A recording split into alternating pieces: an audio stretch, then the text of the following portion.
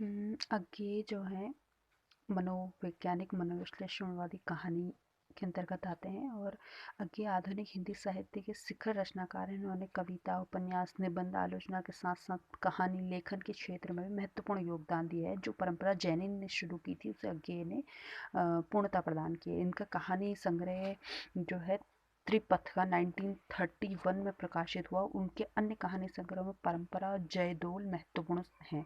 आगे की कहानियाँ सूक्ष्म विश्लेषणात्मकता और वैचारिक परिपक्वता की कहानियाँ हैं। उनकी कहानियों पर मुख्यतः दो विचारधाराओं का प्रभाव नजर आता है, एक फ्रॉयड के मनोविश्लेषणवाद और सार्त्र के अस्तित्ववाद का।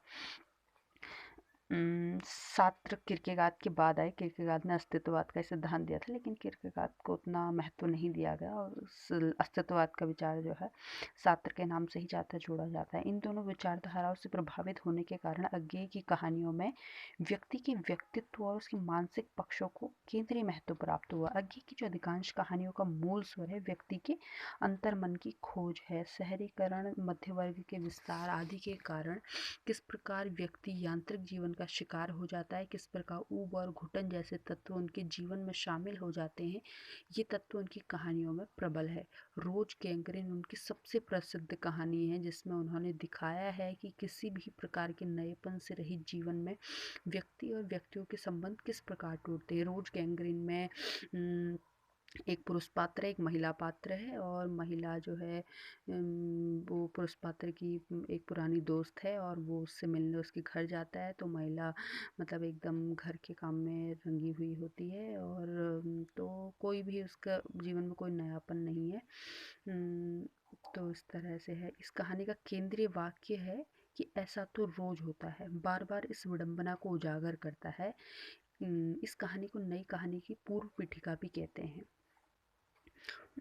आगे की कहानियों में पर्याप्त वैविध्य भी दिखता है। उदाहरण के लिए जयदोल, पठार का धीरज जैसी कहानियों में रोमांस और यौन चेतना के चित्र दिखते हैं जो फ्रॉयड के प्रभाव से। और फ्रॉयड का प्रभाव क्या है इसमें, क्योंकि फ्रॉयड की मान्यता ये है कि हमारे जीवन में जो महत्वपूर्ण इच्छा है वो है लिविडो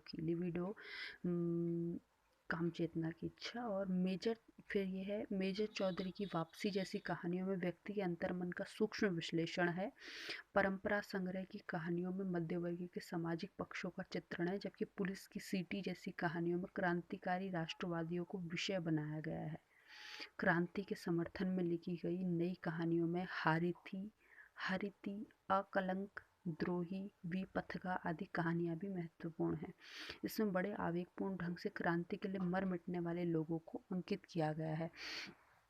अपने रोमानी रुझान के कारण अज्ञेय का मन सबसे ज़्यादा स्त्री और प्रेम संबंधों के अंकन में ही रमा है। आप आगे वो शिखर एक जीवनी भी देख सकते हैं। इस दृष्टि से अमर वल्लरी और हरसिंगार कहानियाँ उल्लेखनीय हैं।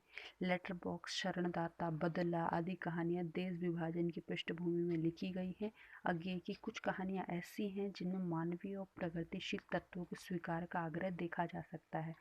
इस संदर्भ में जिजीविषा, चिड़ियाघर जैसी महत्वपूर्ण कहानियाँ महत्वपूर्ण है। क्या है जिजीविषा और चिड़ियाघर में, इसमें मानवीय और प्रगतिशील तत्वों के स्वीकार का आग्रह देखा जाता है। शिल्प के धरातल पर गे की कहानियों में निम्नांकित विशेषताएं लक्षित की जा सकती है। कहानियों में कथानक लगभग समाप्त हो गया है, उसकी जगह मानसिक सत्य ने ले ली है।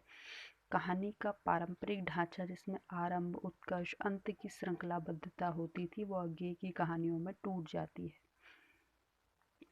आगे की जो कहानियाँ ज़्यादातर नई कहानियों की तरह हैं और नई कहानियों में हमें पता है कि इसमें मनोविश्लेषण, अंतर्मन और अस्तित्ववाद इन सब का प्रभाव है। कहानी का अंत किसी आदर्श या उद्देश्य के बिंदु पर नहीं होता। आगे ने अपनी कहानियों में भाषा का अत्यंत सजग और सधा प्रयोग दिखाया है और जहाँ शब्दों का अपव्यय नहीं दिखाई पड़ता। बिंबात्मकता, प्रतीकात्मकता ये तो मनोविश्लेषणवादियों की महत्वपूर्ण विशेषता ही है। उनका शिल्प जो है काफ़ी महत्वपूर्ण हो जाता है कि जब आप अंतर्मन की चीज़ों को दिखाना चाहते हैं तो आपको प्रतीकों की आवश्यकता पड़ती है।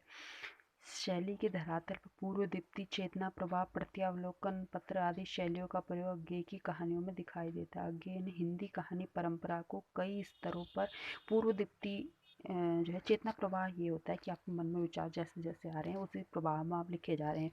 पूर्व दीप्ति का मतलब होता है फ्लैशबैक मतलब कहानी चलती जा रही, बीच बीच में आपको कुछ याद आ रहा है, आप पीछे से कहानी को लेते जा रहे हैं और इस तरीके से सब व्याख्या होती जा रही है। प्रत्यावलोकन मतलब मुझे नहीं पता।